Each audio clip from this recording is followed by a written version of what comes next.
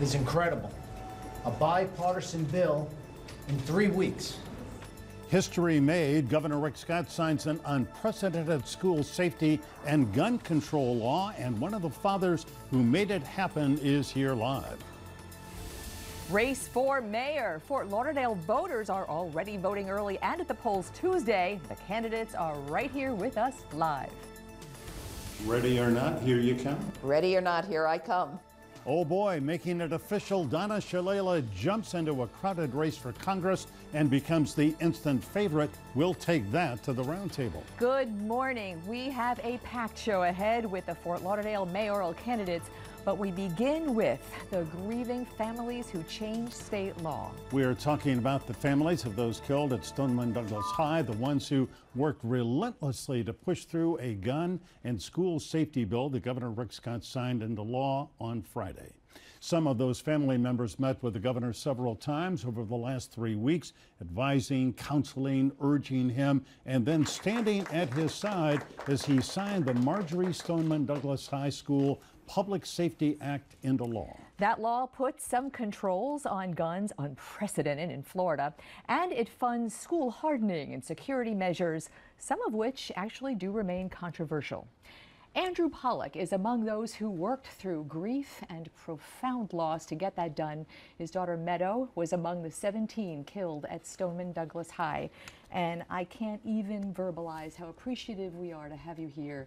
And I know parents are wondering how on earth you and the others have actually gone and done what you've done in feeling what you're feeling. So thank you. And I guess the first question is, what came out of Tallahassee on Friday? Give us your perspective. Too strong for some, too lenient for others. What do you and the families think of the new law? First, I'd like to say that I couldn't have done it all alone. Of course. All the families, we all got together and pushed really hard to get this bill done. So I'd like to thank all the other families that worked together. What went on in Tallahassee is something that's historic because we all came together when we were up there. You know, never before has there been a bill passed in 3 weeks where the country is so divided, and we were able to go up there and make a difference. And Andrew, let me ask you, and first my personal condolences to you, to your wife Julie, and to your family for your loss. Unimaginable. I'm a father of a daughter. I've tried to think it through. Nobody has been in your place who can really understand it. The bill that was passed, do you think that it will safeguard the school that Meadow attended and the schools in Florida, make them safer for our kids? Yeah, there's a few things that are going on in the media that I don't like, and I have a problem with that. Which are they? Every time someone mentions the bill, they're talking about gun control. Okay, the major part of the bill is really school hardening and mental health. Mm-hmm. So if anyone, like I would appreciate it, the media should be saying school safety bill and mental health bill. The gun part of it, a lot of people don't even understand what the gun part of it is, and it's a really minor issue. But all the other parts of the bill are so important in protecting our kids. That's so right, and the mental health component is also unprecedented. But I think just to answer what might be your question is, the minor amount of gun control in there is monumental in this state, yes, and I think that's why it's getting so much attention. And now those were the parts that almost tanked what you worked so hard for. It made my job very difficult. Yes. When I went up to Tallahassee to meet with the lawmakers. A couple of things made it difficult that were in that bill. But this bill, if this bill was in place, it would have saved all our kids. You know, there's so many. One of the most important things in the bill also is to give the police the ability to do their job, which wasn't in it before. The violence restraint provision, which says that if the police believe that somebody is a danger to themselves, to society, they may go and, with a court permission, remove the guns from that person. Yep, and they could take them to get help. Yeah. In a hospital, and they could be Baker acted, and then it could go further if they're considered. If they're diagnosed with mental illness, they could never get a gun again. Yeah. You know, there are some people who are saying that the mental health components, the gun components, This bill does things that enhance what might have already been in place. And there are people who are saying so much fell through the cracks on so many levels of government. Do you think there were, if laws in place had already been followed and had been followed by people and there were no cracks, that everything fell through, do you think that might have stopped what happened? There's been so much incompetence from Yeah. the sheriff's department, from the FBI, the school district. So I'm not an attorney, and I never was involved with this before, but you know, I've been thrown into it after someone murdered my kid. Now I'm like heavily, it's like my life, that I'm dedicated to this now, to making it so it doesn't ever happen to another family again.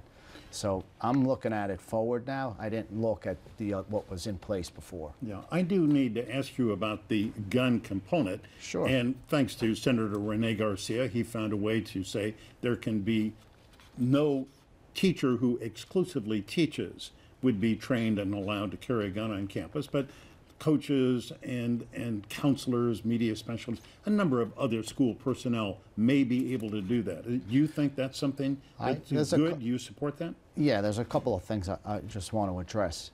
The 21, so they raised the age, I just want people to understand, they raised the age, it's 21 just to purchase.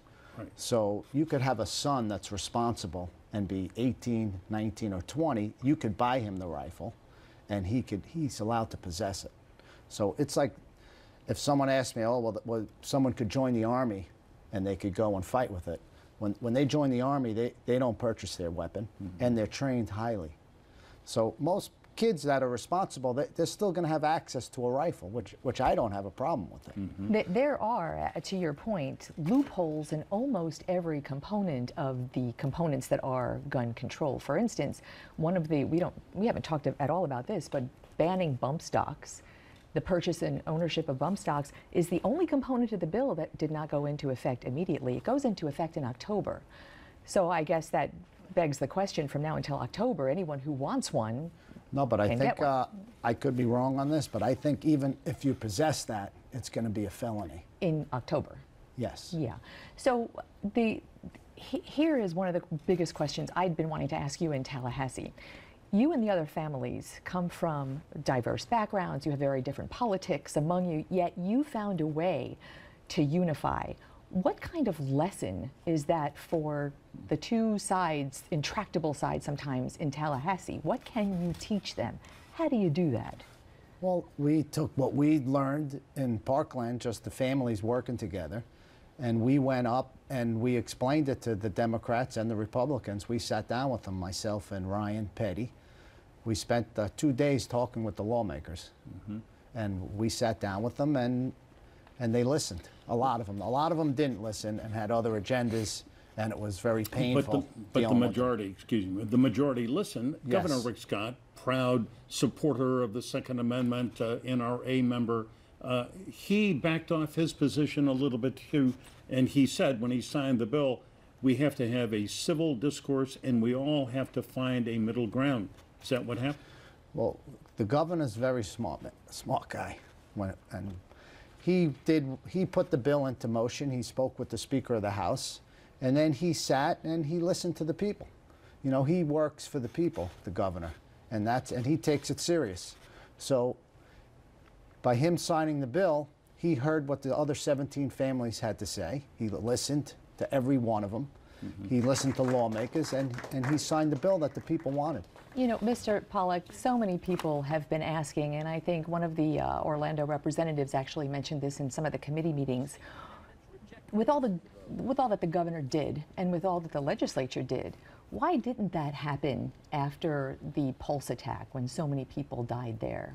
Why didn't this kind of action happen prior to Parkland? Like I said, I wasn't even involved with any of that, and I'm just in this right now because someone murdered my child. So that's why I'm here today. So I didn't follow what went on. I know what went on with Pulse was terrible, but right now I'm fighting. My fight is for the kids and the parents out there. Well, and we admire grandparents. your devotion to this. And before we run out of time, tell us about Ride for Meadow. I know that later this month there's going to be a Harley-Davidson ride. Tell us about that. Yeah, March 31st, we're going to have Ride for Meadow. and they could follow that at remembermeadow.com. Remembermeadow.com. We're going to have a ride. I had a vision of building a playground for all the children and to go and have a good time and be safe. And that's going to be built in Coral Springs. And Remember Meadow, they could follow me there, and they could follow my crusade further on in the country, because I'm not stopping in Florida. We're going to go state to state, and we're going to work for the people to help make their children safe. Amazing legacy for your daughter. Thank you so much for being here this morning. Thanks for coming in, Andrew. We so much appreciate it. We'll be there for the Ride for Meadow. Oh, that'll be great. I appreciate it. Yes. Okay, Thank you. When we come back, we shift our focus to Fort Lauderdale, where voters will elect a new mayor on Tuesday. The two runoff candidates are right here with us live. Stay tuned.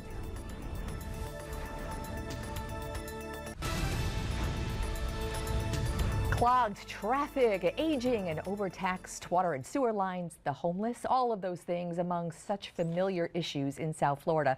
Important to voters in Fort Lauderdale who are electing a new mayor this week. Two veteran Fort Lauderdale City Commissioners are vying for the top job, and both are with us this morning. Bruce Roberts served as a Fort Lauderdale Commissioner since 2009, and before that, he was the city's police chief. Dean Trantalis has been a Fort Lauderdale commissioner since 2018. He is an attorney in private practice. Dean, Bruce? Correction, since 2013. 13, I was going to say that. Before that, 2003 to 2006. Thank you for that Okay. clarification. Yes, and we actually should have known that because you were here before the runoff, so thank you both It's okay, I for being with us. Thank Thanks. you for having us. Appreciate that. Well, gentlemen, we just heard, I think, a very compelling story here from Andrew Pollock talking about his daughter and the other 16 people killed at Marjory Stoneman Douglas. And this brings up the question which you have heard, which is the city of Fort Lauderdale owns War Memorial Auditorium every year, big gun show there. Would you, Dean Trantalis, if you were elected mayor, would you try to terminate the contract for that gun show there at the War Memorial Auditorium? Well, since I returned to the commission back in 2013, I've been trying to get that license revoked. It's been it's the wrong thing in the wrong place. There are kids playing there, families, soccer fields, playgrounds. It's the wrong thing to be doing in our community. Is it location specific? So in another location you would We say have that? we have gun shows in other locations in Fort Lauderdale, and it doesn't. And we have the right to terminate that lease agreement. It's just inappropriate, and as a result, they decided to terminate their gun show this coming Saturday On March 17th, they were on hold it. Bruce Roberts, where do you stand on this? Actually, Dean and I agree on this. And then as your next mayor in Fort Lauderdale, I will move to do whatever we can legally to have that show removed from the park. It doesn't belong there with the activity with children and families, quite frankly. So, and we've both been on that record to have it removed out of the park. I just want to ask that again. Remove it for from the location, or you're generally fine with having gun shows within city limits, just not at War Memorial? Well, we're not able to, as you know, the state statute prevents us from enacting any law that will interfere with the transfer of sale of firearms. That's a state prerogative. And in fact, they have rather strict rules on that. They could remove us from office and fine us $5,000. Yes, Yeah. and if we even attempt it. So there are steps that we can take as a community, as the city of Fort Lauderdale, to try to remove the implements of violence away from our community. So certainly away from a playground makes a lot of sense. Yeah, we can control it on our property. It's our property, it's our venue, and that's what we can control. That's the limitations we have. So whatever we can do legally, it's going to be out of the War Memorial. All right, the issue that Glenna raised in the introduction, of course, is aging water and sewer lines, overtaxed, breaking sewer lines. Bruce, that brings up the question which you both have been debating for weeks now, which is how fast should the development go? Should you wait for the water and sewer lines? You passed a $200 million bond issue to repair them. Is it time to slow down development, or how do you see it? Well, when we go back to how this thing developed, quite frankly, from the get-go, we were acting on the information we had at hand, and our reports we received every 2 years indicated that the infrastructure wasn't in that type of dire need. Lo and behold, after our 2016 report, we have the pipes breaking. So now we realize we have that particular issue. So we created Go Big, Go Fast, which it was started at the end of August. It's moving forward with the infrastructure improvements. And we should continue that. And I think we're on the right track as far as that goes. As it relates to development, I think we look at those on a case-by-case basis, but nothing gets developed unless the infrastructure So can no handle it. moratorium. No moratorium, but cannot handle it unless it moves forward in there. So, what's my opinion on that?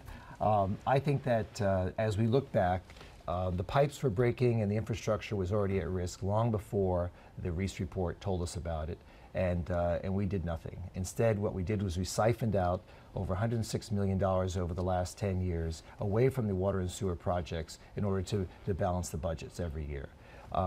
This past year, I finally said enough was enough, and I said we need to start putting that money back where it belongs, and we need to start building our infrastructure. The capacity was reached 2 years ago, but it's important to point out that you both have been on the commission when all of this was going on. So when we found out, when we finally realized that, like for example, Five Ash water treatment plant was on the brink of calamitous failure according to the report, and when we've realized that our sewage capacity is reaching its maximum, it was important to finally say to ourselves, let's put an end to this. Let's at least press the pause button and say, let's catch up with the infrastructure before we continue to authorize new buildings. Because look, we're trying to build an urban core in downtown Fort Lauderdale. It only makes sense to have the city partner with that attempt through the infrastructure process. If we don't have proper infrastructure, we're never going to be able to complete the process and complete the downtown as everyone has envisioned. So in essence, what Dean is saying, we basically agree. We're not going forward unless the infrastructure is there to support that further development. And going to Dean's point earlier about siphoning off money, I had asked for that to stop going into this budget year and got no support to have that stop, that money, the $16 million going aside from the infrastructure project. So I, as your next mayor, would like to see that stop. We're going to have to wean ourselves away from that gradually because that's a big plug to fill in the budget by taking that 16 to 20 million all at once away from that. But it's a practice I'm for stopping. So how is the consent decree, the state has this consent decree now that you have to meet.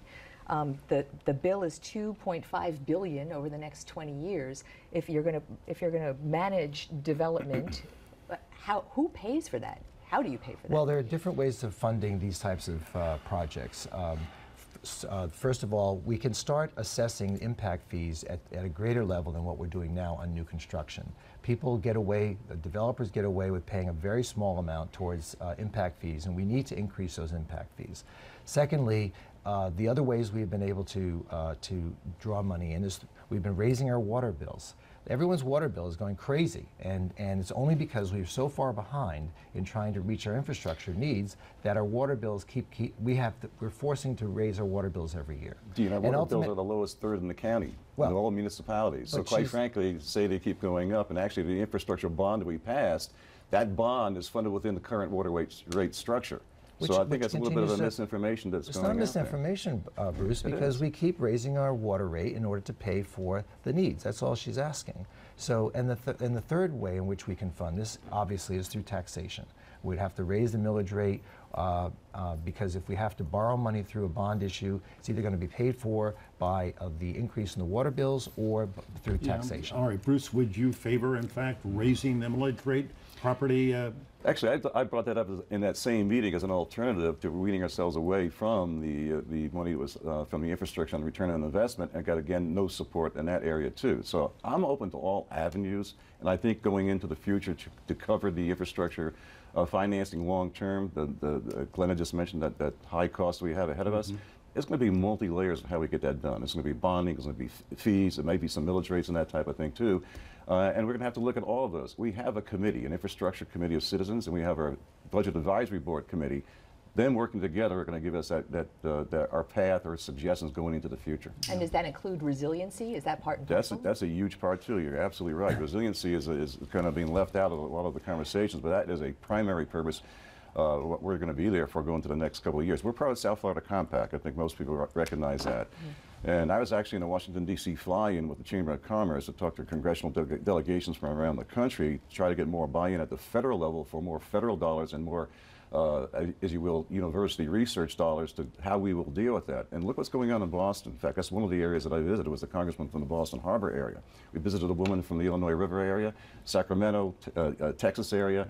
We all are having these various degrees of resiliency issues around the country, and I think we need to come together as a country to address that. If I can, let's move on to a big kind of topic that has been batted around for, I guess, 15 years. And Dean Krantelis, it's the WAVE streetcar project. It would be an embedded track with overhead electrical lines. It would be on a loop in Fort Lauderdale. And there is federal and state funding. And in fact, I believe your commission voted a couple of weeks ago to go ahead with the project, but you don't want to go ahead with it. Right. I made a commitment to the community to not go forward on it.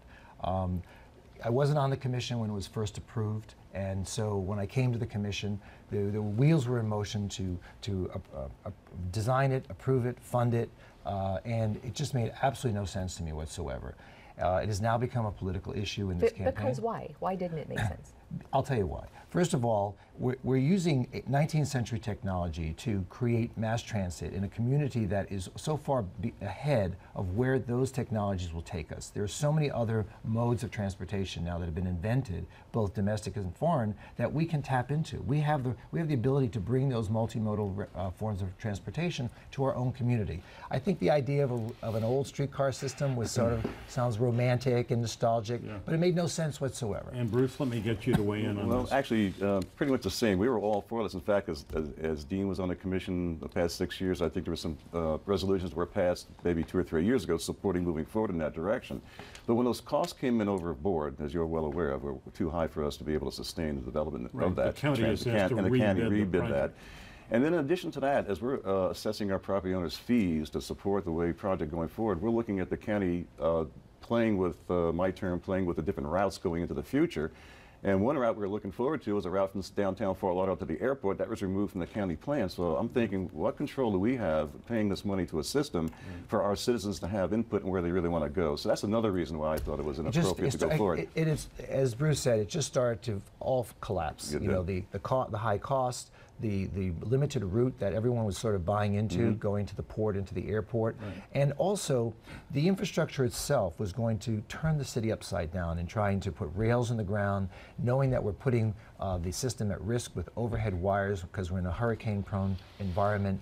All these things just started to make no sense. Now, you mentioned we have federal funding, and there's a Tiger grant that's hanging out there. And there's a lot of people who feel that, you know, we shouldn't stare money in the face because we have this opportunity to spend it. There are alternatives where the money could be used, you believe? I know there are alternatives to where money can be used, and I think if we go back to Washington and we start talking with the folks in Washington, I think they would rather spend good money rather than good money after bad. Gentlemen, so many issues, so little time. Thank you for being with us. Appreciate that. Thank you. Thank you for having us. Appreciate it. Good luck on Tuesday. Thank Up you very next, much. we take it all to the round table. Stay tuned.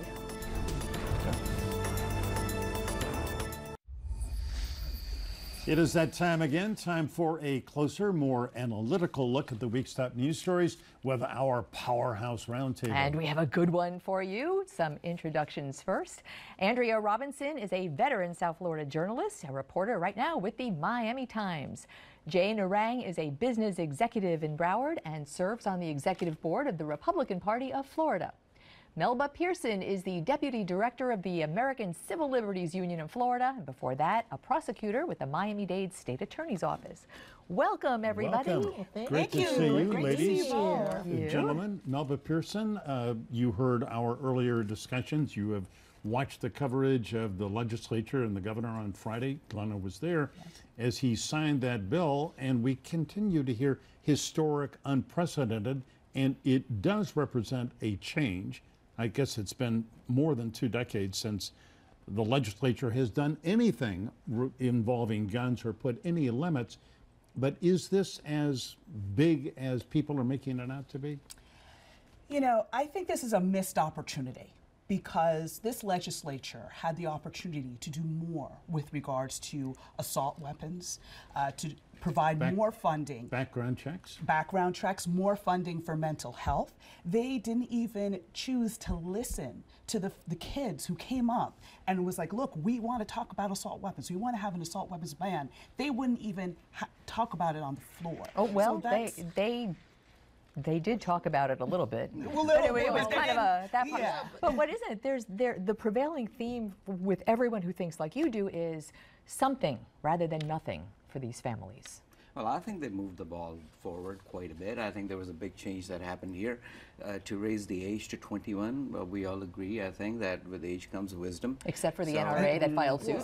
Well, and that's their job, and I think we shouldn't be demonizing NRA. No, of That's course, what they that's do. not what we're doing. Demonizing, they Right. just filed a filed lawsuit a lawsuit. saying this violates this the is what Second they Amendment. are. They're This is- defending Second Amendment. That's our right to bear But the arms. thing is, the Second Amendment has taken over everything, and we cannot be held hostage to a Second Amendment. I think there are some good things with this legislation, but I also think, as Melba mentioned, there were some incredibly missed opportunities, because what I don't understand, and no one has said, with this Marshall program, if something happens on campus, someone is killed or maimed, who's going to pay?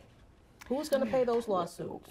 Well, you know, and even before the lawsuits, I think first of all, it's an opt-in program. Correct, And yeah, yes. Miami-Dade, Exactly. Broward, Palm Beach, Well, they they're not will going opt to in. do it. Every But urban see- school district in the state is not going to be part of that. Well, I don't, And- but, to they're gonna be, piggyback- but there will be some district, I think Brevard, which isn't, that's what, Space Coast, they will be, wherever this happens, something you're gonna have. When I was in school, we had teachers who would throw anything at us that they could. We would not have survived had this program been into effect, just kids being kids. And that is why the ACLU of Florida is calling out to all of the school districts to opt out of this program, because this is a dangerous, dangerous precedent. We are looking at the possibility of creating more on-ramps to the school-to-prison pipeline for students of color. We're looking at the fact that there's not enough diversity training included in this, so folks may have their own biases, Listen, and that's going to result in They death. did. They actually did add diversity training. 12 hours, 12 just- hours. but that's not yeah, enough. well, That's not enough. Yeah, but listen, I mean, there were people like Mr. Beagle, there were people like Mr. Feist, there were people like Mr. Hickson. These are people who actually stood in the line of fire. They, if had the ability to defend these kids, would have gone in there and taken this guy out, and A we probably handgun would have versus- a handgun versus we an would assault have rifle? probably seen about 14 of those people alive here, those children here. But then you I had some I think- officers who were told, who stood down. They did not Exactly. go in because they did not have the same type of weaponry. That's If not I just were- that's if not I just were it. in It that was position- incompetence but if I on the was part in of the that sheriff's position, office. if There were you were in ball that was position, dropped. would you go in? Absolutely. You would. Absolutely. Not just Have that. you I was trained as a sharpshooter to be able to take 'em out like that? Yesterday, I was talking. The last time we talked about Eric Gardner. Here's a statement he plays. He's a teacher who was teaching broadcast journalism to these kids, like David Hogg. Here's one of the things he says. I Stoneman placed my Douglas chair. High. Yes, I placed my chair right in front of that door because I'd be damned if I didn't take every bullet I could from that Well, kid. look, kid's Jay, gun. there's no question. So there's lots of people no who would- question. They're very brave people. I have to really respond to Melba's point, and I agree. Even a teacher with a 9mm Glock with, say, 17 bullets in it against a semi-automatic rifle where the kid had 30 bullets in the magazine, boom, boom, boom, boom, like that. I mean, and he had protective vest on. I mean, As yes, opposed to nothing. Ideally, standing there. ideally, somebody, but there was an armed police officer on the campus, but he stood outside. Right. Right. And that's a failure that needs to be looked at too. There was a systemic failure. DCF failed. I mean, this Yeah. kid And that's was where the money this- should go. Yeah, there That's are, where the but money there should are go. And it failures. is. No, I mean, That's our- Not enough. we recognize there were failures, but again, had that person not had that weaponry, this would not have happened. It Well- would not have happened. And we, at some point, maybe the next legislative session, we need to discuss this and come up with some common sense laws. Well, maybe Well, what this would be is that the common breakthrough. sense I mean, law, I, Andrea?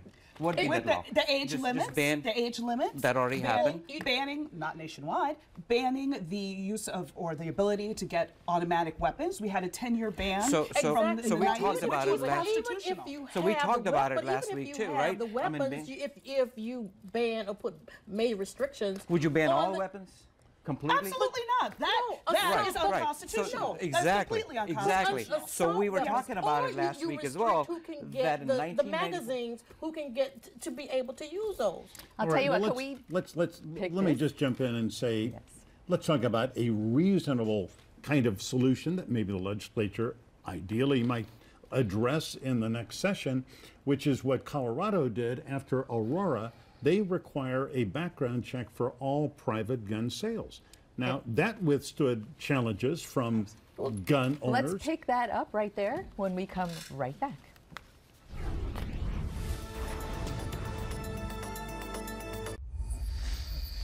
Welcome back. We are having, as you might expect, a very robust discussion here about the bill passed in the legislature and signed by Governor Scott on school safety. And Melba, you did want to say something. It's not unexpected. The NRA would file a lawsuit challenging raising the age to 21, 3-day waiting period. What chance do they have? I think it's a losing proposition from the standpoint of, number one, the conservative darling, Supreme Court Justice Antonin Scalia in the Heller case, stated that reasonable restrictions on Second Amendment are constitutional. And if it's linked to public safety, that's the end matter right there. So I don't think they're on solid grounds. They've been beaten twice. The ACLU of Florida beat them in Dox v. Glocks. Mayor Gillum, now gubernatorial candidate Andrew Gillum, beat them with regards to the ability to shoot guns in public parks. So again, I mean, they're trying to hold these legislators by the throat, saying that if you touch Second Amendment, it's unconstitutional, and that is a false narrative. That is not true. Jay, you can be reasonable in your restrictions. Of all the components of this bill, Jay, why did the National Rifle Association choose this particular one to fight, do you think? I'm not asking you to speak for the NRA, obviously. Yeah, I Just mean, want your take on it. this is again going back to what NRA and most of the gun owners feel, that you give an inch, then there's another yard that we'll be looking for. For example, the insatiable hunger. Here's a great bill that has been passed. There's $400 million that has been allocated to mental health. And here we are sitting complaining about what is not in that bill, as opposed to saying, you know what, there's a great progress that we made here in the state. So I think NRA has a good point there, that we will not stop here. We will not stop until we take away the Second Amendment rights of the citizens. Absolutely not. I can tell you the ACLU will stand in the way of that. Okay? I am a gun owner. I have a family of gun owners, and nobody's taking away guns even though altogether. you think liberal darling that I sometimes may seem to be, I want to take away guns. No, I don't. My dad owns guns, so they've been a part of our lives, my life, for years. But it's responsible ownership. But one thing I want to say about the NRA, I think this is a great exercise for everyone to see that they're on the defensive, because they have been charging ahead. They've taken over. The perception is they have dominated the discussion. Yes. Marion Hammer, an immensely powerful lobbyist and effective lobbyist in Florida for 40 years. Exactly. I think it's great that people see a different side of this debate, well, this discussion. If we can, let's talk about one of the positive aspects of this bill, which is there is more than $18 million for an emergency mental health mobile unit to go into schools when there are kids or situations that require, therapy and help for kids. This is terrific. This is a good thing. I think there's plenty of good things in that bill. I mean, they have allocated, what, $98 million additional for SROs. They have $87 million to establish Safe Schools program, $69 million for mental health assistance. There's $1,000 for mental health first aid training. They've opened up the ability for I'll finish real quick. Yeah, of course. The ability for the cops to be able to take the weapons away from anybody who is threatening to themselves or to somebody else. They have made it much easier. With good due process. With very due process strong too. Due process. Yeah, I mean, So there's lots of great things in this bill. We need to go back to what I was saying last week, and that is, fine, now we have fixed that part. Let's go back to the basics, the root. Linda Cruz was considering buying a gun for this young man who had been telling his counselor that he was having dreams. Yes, he was having dreams where he saw himself drenched in blood of humans. Thanks to the Miami Herald, which did Carol Marvin Miller, fabulous reporter, did an excellent piece in yesterday's Miami Herald where she somehow got the mental health therapist's notes that were treating Nicholas Cruz. And he did have these violent visions of blood. He wanted a gun. And the therapist kept saying, don't give him the gun. But the mother, I don't know, she's dead, so she can't respond. But she, in fact, did give him a pellet gun. And that goes And, you know, And that goes to the heart of parenting. But not That only goes to the heart- parenting, there But were in 10 years of calls to the Broward Sheriff's Exactly. Office, to When- DCF. when- Students from the school were like, see- he's for, got see- to for come this in and one shoot the person, school. but I would not want to vilify parents. I I'm think not most- vilifying but I parents. think No, most- that's but I wrong thi- okay, but characterization I of still that. That's think complete most parents mischaracterization. will look at this situation and say, "Hey, something is wrong." So, Exactly. because you brought this up last week about the parents. Yes. And We need the to be same thing more happened in engaged. Newtown. We need to know who our kids' friends are. Who are they hanging out with? What are they doing? What their friends are talking about. Parenting If 101. Parenting 101. Can that we, needs to happen. you know what we need to talk about? Yes. We need to talk about the race to replace Ileana Ross-Leighton, Oh, which got yes. so interesting this week, did it Yeah. It not? certainly did. Very When we much come so. back, we'll start right there.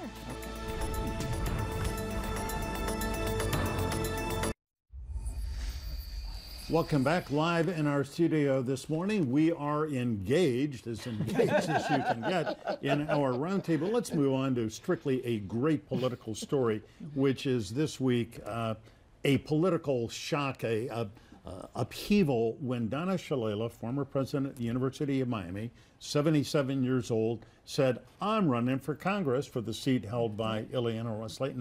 And Andrea, what was your reaction when you heard Donna Shalala say, "Yes, I'm in, I'm a candidate"? My first thought, why? And who is putting her up to this? Then my second thought, There's a reporter for you right there. yeah, well, of course, I have to. Okay, so what's the real story here? And I thought, how is this going to shake up the field? And then I thought about Ken Russell from Coconut Grove, because Miami he just commissioner. got there and the people love him. Well, let's put up a slate of just how many Democrats will be running Yeah. in this Yes. primary. There is Ken Russell, Jose Javier Rodriguez, David Richardson, all of whom are in office right now, Yeah, state Kristen- office. Mary Barzee Flores, a judge. Kristen Rosen Gonzalez, Miami Beach Commissioner. David Here they are in Richardson, our David yeah. Richardson, who is a state rep. And then Mark Anthony Person, apparently we need a photo Yeah, of. I think he's affiliated with the University of Miami in Well, some let's kind of way. let's put it this way, Melba. I think that there are some really outstanding candidates. There's some good Republicans and Democrats, but she has eclipsed all those Democrats instantly. And even if she'll run a good campaign, if she gets 25 or 30%, she becomes the Democratic nominee. When you've got 8 people, 7 people in the race. Right. I mean, well, first thing I wanted to point out, I'm just thrilled that there's so many women running in this race and raising their hand to take the next step into leadership and change the course of our country. But as we've seen in previous elections, as in a la 2016, name recognition does not always guarantee you a victory. Right. Jay, So, what about the Donna Shalala's work for and ties with the Clintons could be a huge plus for her or a huge minus for her, I think depending I'm on sure the voter. it's going to come up, especially now that, there's a couple of things that happened this week that have thrown this race into a tizzy. One is the Senate Bill 186. Resigned to run? Exactly. Resigned to So run. that's gonna that will yeah. inadvertently clear some of the candidates from that field. Five? Yeah. 1, Five. 2, 3, And 4, 5 5. candidates. Yeah. 4 Democrats and 1 Republican. And one of the candidates, the Miami Beach commissioner, is doing exactly the wrong thing, threatening to sue the state legislature for that, which is kind of like, okay, well, the whole point of this is that you're not constantly having the taxpayer foot the bill for special elections one after another, Yeah. just jumping Well, from one yeah, seat I, to another. I don't think Kristen Rosen Gonzalez is going to prevail. I think that one of the big elements in this is, and we don't want to presuppose that even though she has high name recognition, she's necessarily going to be the winner. That would be wrong. We have seen the conventional wisdom proven wrong time after time. But the one element I think is going to be an important factor is her age. She's 77. I asked her about that on Wednesday of this week, and here's what she said. The one area where, frankly, and I say this as a contemporary of yours, where you may be vulnerable is your age. Absolutely not. And you know why? Because age is a number. My mother played in the National 80s tennis tournament and won it. She practiced law until she was into her 90s, and she passed at 103. I've got great genes. So there. God bless her for that. I mean, that's great and all, but the energy in this day and age, everything is going toward millennials. We need new ideas out here, quite frankly, Agreed. especially in this region of the country. Things are changing. I'm not sure how much or how fast Ms. Shalala can change and pivot to where things are going right now. I'm not sure it's a great thing for her to be in this race. Well, And the I one don't thing- think she is going to prevail in that particular district. I Really? don't. No. Really? I think other people who have done much more and have name recognition within District 27 will have a better chance.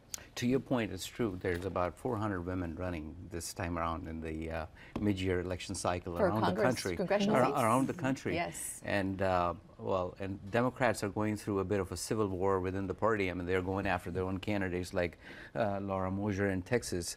That the party is going after their own candidates in the primary, which is kind of interesting. So what I think will happen is that the Republicans have a great shot at retaining the seat if they're able to do the fundraising. There's a couple exciting Bruno candidates. Barrera? On that note, Maria Salazar, another All right, exciting Maria candidate. Elena Summers. this is a That's race an we will exciting be candidate. covering. Yes. Bruno yes, Barrera. very We will soon. be following this one very closely. All right, so everybody, Thank you. thank you very much. We're so Next glad up, you came in. the Thank people you. we've come to know as the families. They needed a win this week. Did they get one? Stay tuned.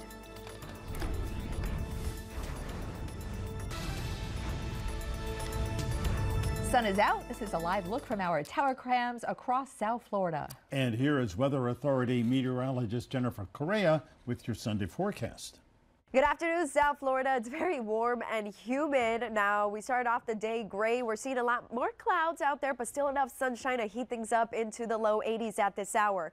Now, there's severe weather going on in the south. That cold front is going to be coming our way by tomorrow. That's going to spark the threat for severe weather. That threat is at a marginal risk, as you can see. So, yes, we could get some damaging wind gusts with these storms. Otherwise, we start to dry out and cool down on Tuesday. Thanks, Jen. Notes from the road this week from Tallahassee, where one defining issue took over the state capitol and everyone in it. Among them, a group of people we've come to collectively call the families. And they found themselves in the building and in roles they could hardly have imagined. They needed a win, and they got one. Those are the people I was watching as the governor signed their bill into law. The cameras clicked and whirred to document the moment.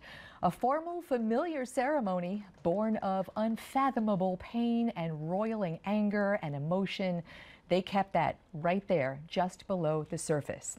From rallies to meetings to hearings, they had crisscrossed the Capitol, keeping a loose lid on grief and anger still so fresh to deliver as effectively as they could changes they believed would stop the carnage. Finally, they went believing they could make a difference. That's what we're all taught to believe, that we can make a difference. Time and again, they left wondering whether they did. These Douglas High families, they come from different politics and opinions. Most pleaded repeatedly for an assault rifle ban. Most oppose arming teachers. They want entrances to the schools as secure as the entrances to the Capitol. And they were in front of lawmakers who've likely never been more ready to make guns and schools safer. They watched votes go down despite their pleas. They heard about NRA lobbyists texting lawmakers on the House floor.